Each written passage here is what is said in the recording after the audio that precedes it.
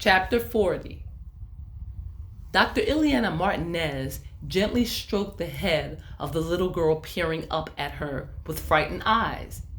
It wasn't a practice of hers to touch patients in any form if it were not clinically necessary. But after the events of today, after the recent episodes of devastation and human destruction that the city of Philadelphia had experienced, she could not resist the impulse to comfort the child, to reassure her that she wasn't going to die. The little girl had escaped the tragedy with her life. Her body was completely intact. The child had suffered a severe asthma attack, but nothing more.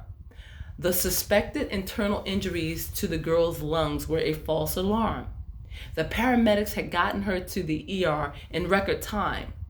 The test had confirmed that the lungs in her chest were bruised. The child had been thrown around on the train, but it wasn't serious. The overwhelming clouds of dust and debris in the air were the cause of her attack. The pulmonary surgeon also realized that the child's mental state, her fear, had probably exacerbated wheezing and coughing.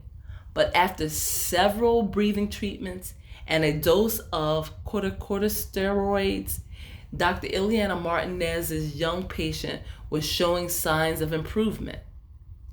She released the child's hand and spoke to the mother. "There is still a bit of tightness in Anna's chest. Her breath rates are improving. She isn't breathing so fast. Continue with the nebulizer at home.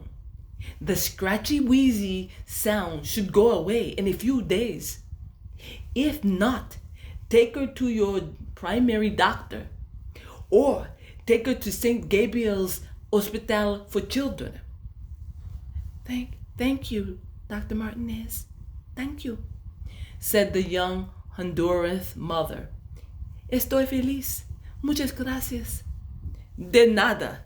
You are welcome, Mrs. Valdez," said the lung specialist as she noted the other woman's hesitancy. "Is there something else you would like to discuss? ¿Tú tienes un otro problema?"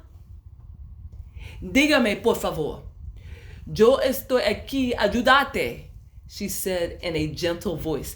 "I am here to serve you and your family." "Sí, doctora. Yo no tengo el seguro. I have no doctor, no insurance. We moved here from Honduras. I work in a restaurant. Little money," she confessed. "¿Tú tienes papeles?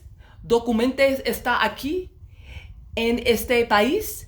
Do you have a work visa?"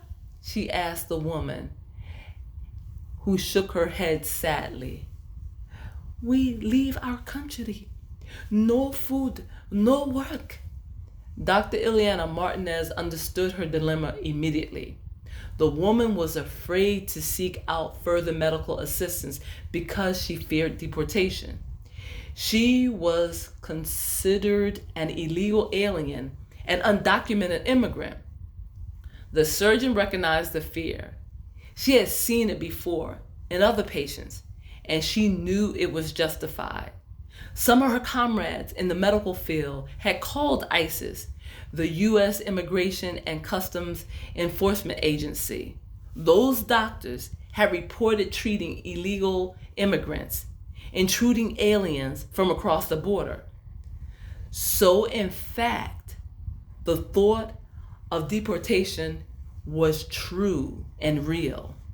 Dr. Ileana Martinez even knew of a few cases in which the immigrants had committed crimes and were arrested, taken into custody by a deportation officer, and eventually seen by an immigration judge.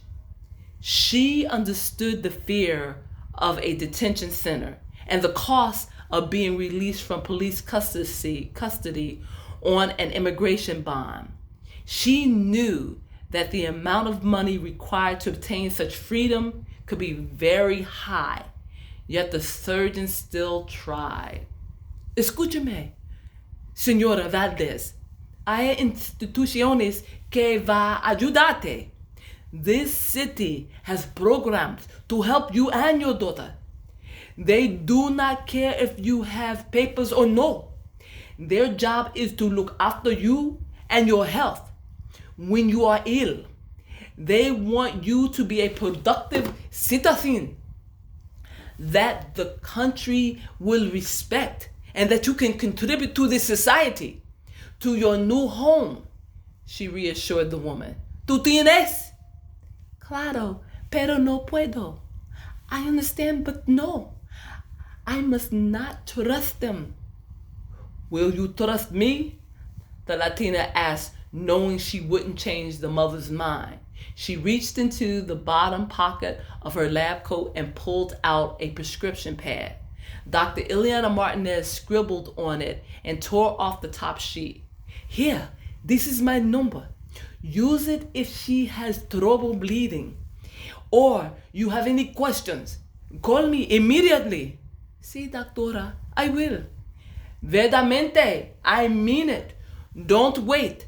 Do you hear me? Completamente. Tú eres una doctora con un corazón grande. Lo hago con placer. It is an honor to be your doctor. Your daughter can get dressed now while I get the discharge papers for you to sign. I will get you additional inhalers and medicine. You can go home. You should be fine. And she should be fine, said Dr. Ileana Martinez as she left the examination room with an enormous smile on her face, which seemed to match the big heart she had just been told she possessed.